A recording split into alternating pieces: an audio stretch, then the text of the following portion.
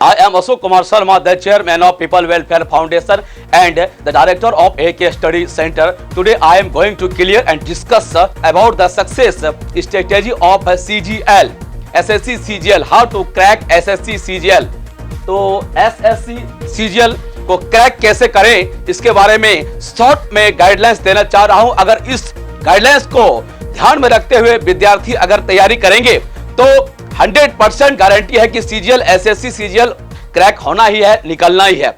समस्या क्या आता है, सही रणनीति नहीं होने के कारण और तैयारी किस तरीके से किया जाए, तैयारी का रेंज क्या है उसको समझ नहीं पाते हैं और हमेशा भटकाव के स्थिति में रहते हैं। एसएससी सीजीएल का एग्जामिनेशन जो कंबाइंड ग्रेजुएशन लेवल का एग्जामिनेशन होता है, ग्रेजुएशन स्तर का लेवल होता है। सामान्यतः यह एग्जामिनेशन के जो प्रतिभागी होते हैं वह ग्रामीण पृष्ठभूमि के और वह ग्रामीण स्तर के कैंडिडेट्स होते हैं या सामान्य वर्ग के कैंडिडेट्स होते हैं।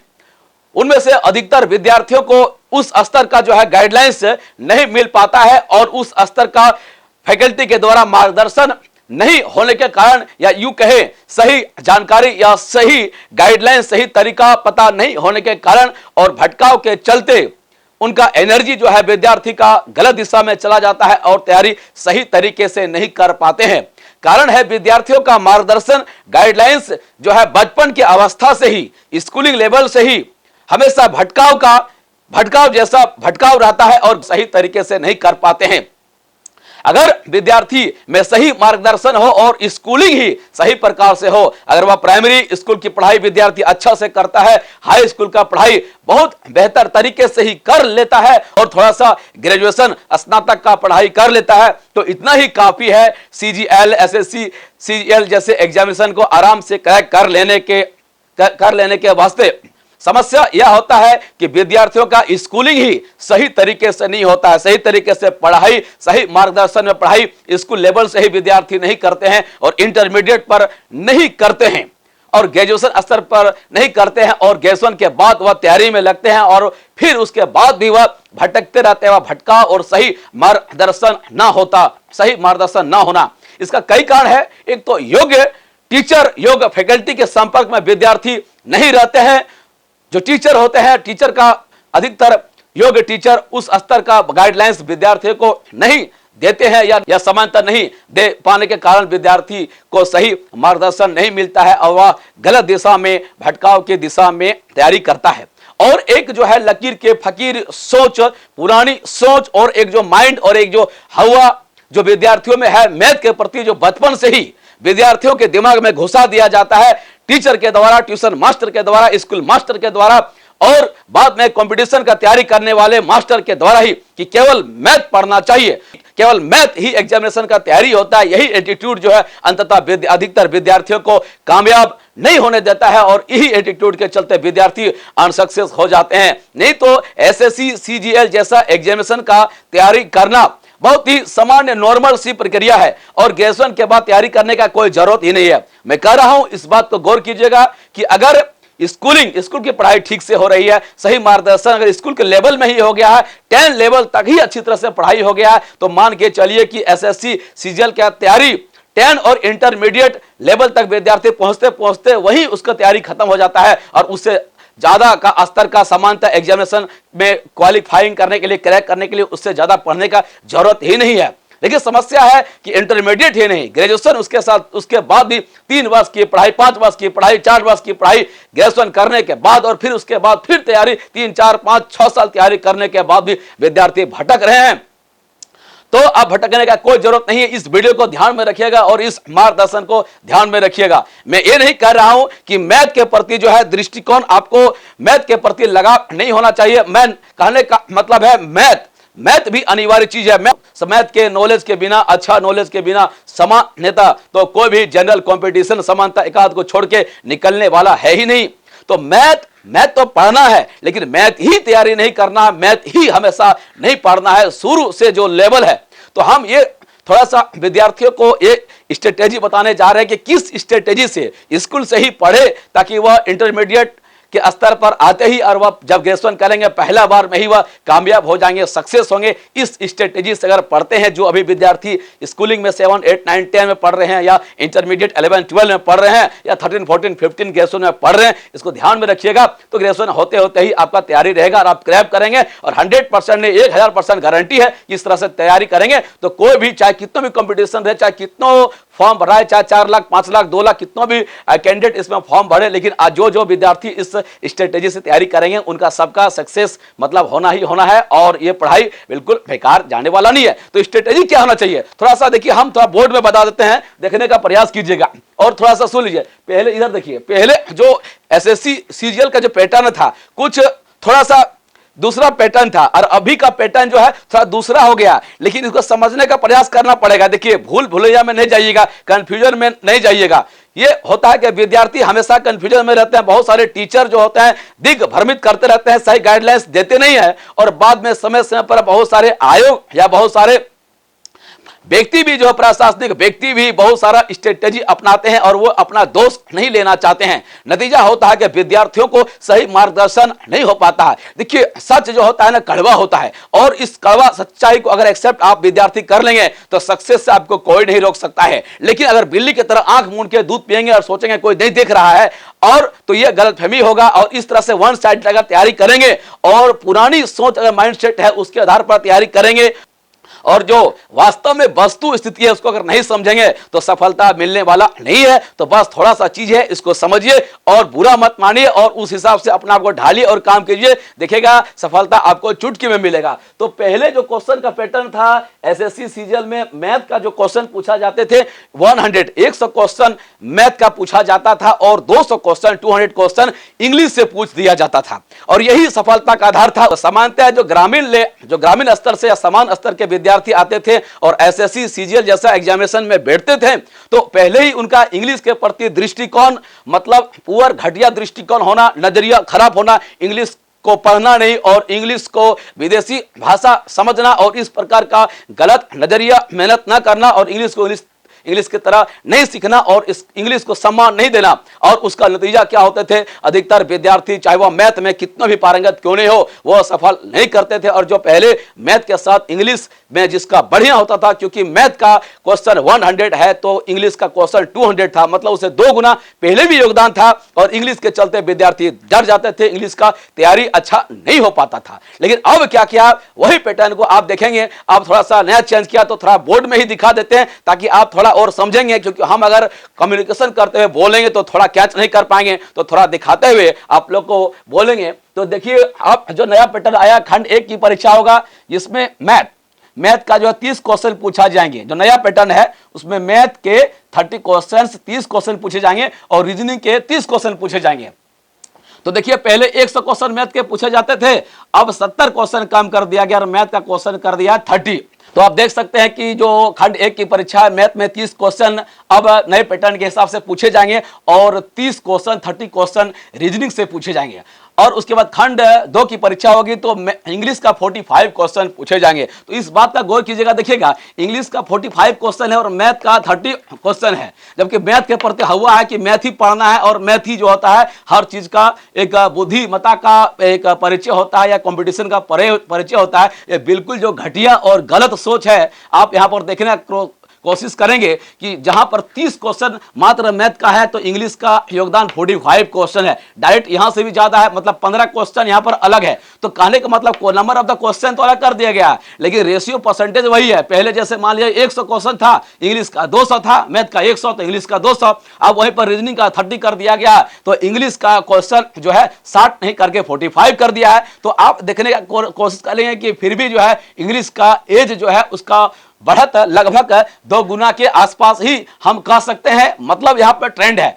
नंबर ऑफ द क्वेश्चन को यहाँ पर तो आयोग ने कम कर दिया गया है, लेकिन उसका वेटेज को कम नहीं किया गया है। इसको समझने का कोशिश करना होगा। कहने का मतलब है कि जो आयोग हैं एसएससी आयोग हैं वे तो नंबर ऑफ द क्वेश्चंस कर दिए गए हैं, लेकिन उनका यह इरादा नहीं है कि विद्यार्थी जो है उसको इंग्लिश का सामान्य समझ नहीं होना चाहिए, क्योंकि विद्यार्थी को इंग्लिश का समान समझ होना ही चाहिए। विद्यार्थी ये चीज को समझ नहीं पाएंगे, लेकिन बड़ा ही मतलब साइलेंटली तरीके से, बड़ा ही सावधानी से, चुपके से ये जो एसएससी सीजीएल आयोग है किस तरह से कैंडिडेट से जानकारी उगलवा लेंगे और कैंडिडेट का लेवल क्या है कैंडिडेट को पता भी नहीं चल पाएगा, और जो योग उम्मीदवार है उसको अपना छांट के ले लेंगे, और जो योग उम्मीदवार नहीं है, मतलब जिसका इंग्लिश अच्छा नहीं है, उसको छांट देंगे। तो होगा क्या, मनोवैज्ञानिक रूप से विद्यार्थियों को लगेगा क्वेश्चन तो बहुत कम है इंग्लिश का, लेकिन वो समझ नहीं पाएंगे। वास्तविकता यही है कि इंग्लिश का जो है, इंग्लिश का बढ़त है, अभी भी, पहले भी था और अभी भी रहेगा, और मतलब इसका बल है एसएससी सीजीएल में सफल होने के लिए। उसके बाद आ जाता है जनरल स्टडीज 25 क्वेश्चन।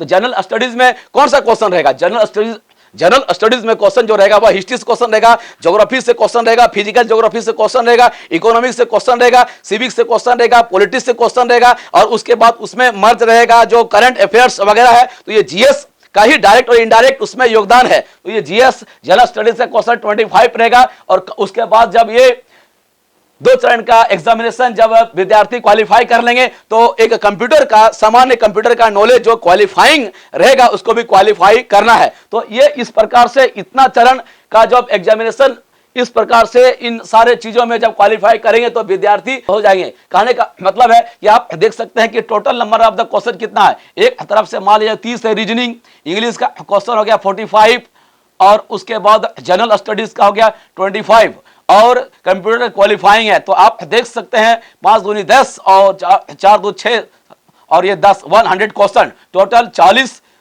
60, 90 और 100। तो 100 क्वेश्चन टोटल क्वेश्चन, एक तरफ जो है 100 है, और मैथ का क्वेश्चन है 30। तो आप देख सकते हैं कि क्वालिफाइंग करने में, और प्लस इसमें कंप्यूटर का भी क्वेश्चन आ जाएगा, कंप्यूटर का भी जो क्वालिफाइंग इसमें एज है। तो आप देखिए ये जो एसएससी सीजीएल को क्वालिफाई करने के लिए क्या स्ट्रेटेजी होना चाहिए। मतलब मैथ को इग्नोर नहीं कर सकते हैं, आपको समझने की कोशिश कीजिएगा। मैथ को हम इग्नोर करने नहीं बोल रहे हैं, मैथ को तो इग्नोर करना ही नहीं है, और मैथ को इग्नोर करेंगे तो एसएससी सीजीएल में नहीं बल्कि इस जीवन में सफल हो जाएंगे। मैं ये बताने की कोशिश कर रहा हूं कि मैथ तो बहुत अच्छा, सामान्य नॉलेज बहुत बढ़िया से होना ही चाहिए।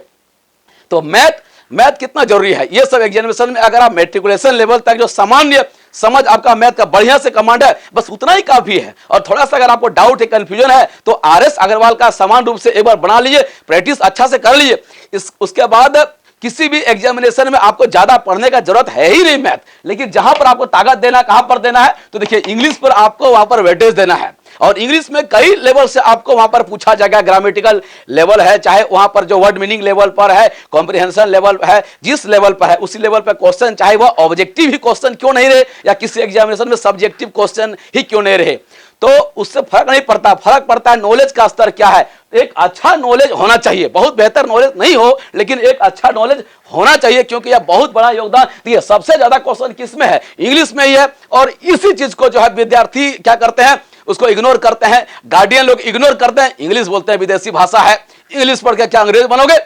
सबसे पहले अंग्रेज की तो बात छोड़िए, जो एग्जामिनेशन जो आप नौकरी लेंगे विद्यार्थी, चाहे लोकल राज्य स्तरीय जो एग्जामिनेशन लेंगे, उसमें ही कामयाब होने के लिए, जीविकोपार्जन करने के लिए, रोजी रोटी कमाने के लिए, घर परिवार चलाने के लिए, या उतना पैसा जिसमें व्यक्तित्व का विकास हो और उस पैसे के द्वारा जीवन में कुछ कर सके, तो सबसे पहले कोई जॉब चाहिए, कोई नौकरी चाहिए ना। तो उसके लिए आपको इंग्लिश तो मस्ट इंपॉर्टेंट है। और कौन चीज मस्ट इंपॉर्टेंट नहीं है, सारे सेगमेंट में उतना ही इंपॉर्टेंट है। मैं किसी चीज को इग्नोर करने के लिए नहीं बोल रहा हूं, लेकिन सबसे अधिकतर देखा जाए इंपॉर्टेंस तो इंग्लिश का इंपॉर्टेंस है। तो इंग्लिश को पढ़ना शुरू कर दिए अच्छी तरह से, और इंग्लिश का जो है नॉलेज इंप्रूव करना शुरू कर दीजिए। और जनरल स्टडीज को भी पढ़ना पड़ेगा। जनरल स्टडीज को भी मजाक में मत लीजिए, उसको जनरल स्टडीज को, जीएस को, एसएसटी को जनरल स्टडीज के तरीके से पढ़ना पड़ेगा, तभी आप ये सारा क्वेश्चन वहां पर उतना कम समय में सही रूप से आप सही बना पाएंगे, और आपका कामयाब आप हो पाएंगे। नहीं तो वरना कामयाब नहीं हो पाएंगे। क्वेश्चन बनाएंगे, क्वेश्चन वहां पर गलत हो जाएगा।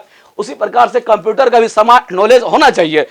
तो समान नॉलेज तो आजकल विद्यार्थी को होता ही है, लेकिन थोड़ा सा और हल्का सा कंप्यूटर का नॉलेज आप उसमें बढ़ा लें। तो कहने का मतलब है, ये जो एसएससी सीजीएल का जो एग्जामिनेशन है, उसमें से मैथ तो जरूरी है। मैथ 30 नंबर का 30 क्वेश्चन, उसमें 30 क्वेश्चन मैथ का पूछे जाएगा। तो मैथ से जितना ही मैथ का जरूरत है उतना ही रीजनिंग, और रीजनिंग भी अगर थोड़ा सा अच्छा से मेहनत करने से समानता रीजनिंग भी बन जाता है। रीजनिंग में बहुत ज्यादा टेंशन नहीं होता है। तो रीजनिंग में 30 नंबर आ गया, इंग्लिश में 45 नंबर आ गया, और उसके बाद फिर 25 नंबर जीएस का आपका जो एग्जामिनेशन होगा, और फिर क्वालिफाइंग एग्जामिनेशन होगा। तो एक तरफ देखा जाए कि 100 जो है 100 क्वेश्चंस एक तरफ है और एक तरफ मैथ का जो है 30 क्वेश्चन है। तो हर एक एक सेगमेंट बहुत ही महत्वपूर्ण है, लेकिन सबसे ज्यादा जोर आपको देना पड़ेगा जीएस में, और उसमें भी सबसे ज्यादा जोर देना होगा इंग्लिश में।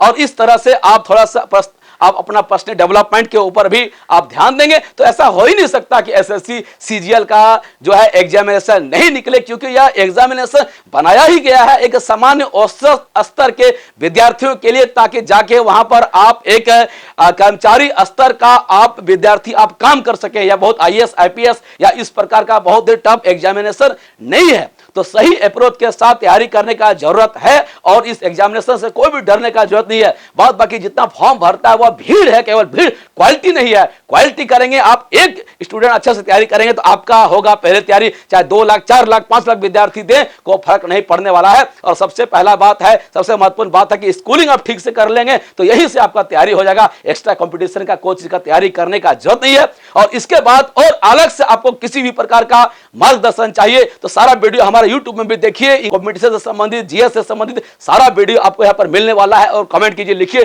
किस चीज पर आपको टॉपिक पर वीडियो चाहिए, सारा वीडियो मिलेगा। घर बैठे ही तैयारी कीजिए, घर बैठे ही पढ़िए, बिल्कुल मुफ्त में, कोई ट्यूशन कोई कोचिंग पढ़ने का जरूरत नहीं है। उसके बाद भी किसी प्रकार का हेल्प चाहिए तो आप हमारे पीपल वेलफेयर फाउंडेशन से और AK स्टडी सेंटर से संपर्क कर सकते हैं, उसमें बेहतर गाइडलाइंस के लिए। और अगर आप चाहते हैं कि कम समय में ज्यादा रिजल्ट के लिए तो आप उसमें संपर्क कर सकते हैं। किसी भी कंपटीशन से संबंधित किसी भी कॉम्पिटिटिव एग्जामिनेशन की तैयारी के लिए हमारे संस्था AK स्टडी सेंटर से भी तैयारी कर सकते हैं, और या हमसे मार्गदर्शन ले सकते हैं और फ्री ऑफ कॉस्ट भी ले सकते हैं। तो इस वीडियो में इतना ही। चैनल को सब्सक्राइब नहीं किया तो चैनल को सब्सक्राइब अवश्य करें, और सारे विद्यार्थियों को, स्कूल कॉलेज कॉम्पिटिशन सारे विद्यार्थी को, आपके घर, आपके मोहल्ले, आपके स्कूल और सभी को उसको शेयर कर दिए, ताकि सभी को फायदा मिले और बिल्कुल वर्ल्ड क्लास का, उसको वर्ल्ड क्लास का जानकारी और गाइडलाइंस मिले। यहां पर हम कुछ भी नहीं छुपा रहे हैं, बिल्कुल गुड रहस्य और सारा जानकारी, हम जो कॉन्सेप्ट आपको फ्री ऑफ कॉस्ट दे रहे हैं, जो यही जानकारी बड़े बड़े जो कोटा या दिल्ली जैसे संस्थान में पढ़ने जब जाते हैं, यही कॉन्सेप्ट को देने के लिए जो 2 साल 1 साल का पढ़ाई करते हैं, इतना खाली डाटा देते हैं बेकार, और वही कंपटीशन के लिए चार्ज करते हैं 2, 5, 10, 20 लाख 30 लाख 40 लाख 50 लाख खर्चा करते हैं, वो आपको यहां से फ्री मिलने वाला है। तो पीपल वेलफेयर फाउंडेशन और AK स्टडी सेंटर का उद्देश्य ही है कि विद्यार्थियों को कामयाब बनाना और विद्यार्थियों को सक्सेस करना। हमारी भी कुछ मजबूरी है जो हम कमर्शियल इंस्टीट्यूट में कुछ चार्ज वगैरह कर देते हैं, लेकिन आने वाले समय में हमारा पीपल वेलफेयर फाउंडेशन का और AK स्टडी सेंटर का उद्देश्य यह है कि ऑनलाइन सारा क्लास विद्यार्थियों को फ्री मिले, और आने वाले समय में स्कूल कॉलेज कंपटीशन का भी पढ़ाई ऑफलाइन भी बिल्कुल फ्री मिले। इसके लिए भी हम लोग काम कर रहे हैं। आने वाले समय में थोड़ा समय लगेगा, और आप तमाम विद्यार्थियों और तमाम लोगों का भी ये जो है सहयोग की आवश्यकता है, और सभी के सहयोग के बिना यह संभव नहीं हो सकता है। हमारे संस्था से जुड़े, हमारे AK स्टडी सेंटर से जुड़े, हमारे पीपल वेलफेयर फाउंडेशन NGO है, इनका सपोर्ट करें और इसके बारे में लोगों के बारे में बताएं। हमारा उद्देश्य जो है राष्ट्रव्यापी है, संपूर्ण भारत में शिक्षा का प्रसार करना है और शिक्षा के द्वारा भारत को सुपर पावर बनाना है। हमारा यही उद्देश्य है, सभी को आगे बढ़ाना, सभी को कामयाब करना। कोई भेदभाव नहीं, कोई जात पात इत्यादि, गरीबी अमीरी, कोई भी चीज यहाँ पर नहीं है। सभी को यथासंभव सहयोग करना है, और कोई भी पूर्वाग्रह से हमारा संस्था ग्रसित नहीं है। सभी के कल्याण में ही अपना कल्याण और सभी का कल्याण सेवा ही है हमारा लक्ष्य। इस वीडियो में इतना ही। चैनल को सब्सक्राइब नहीं किए तो चैनल को अवश्य सब्सक्राइब करें। Thank you very much. I am Ashok Kumar Sharma, the chairman of people welfare foundation and the director of AK study centre. जय हिंद, जय भारत।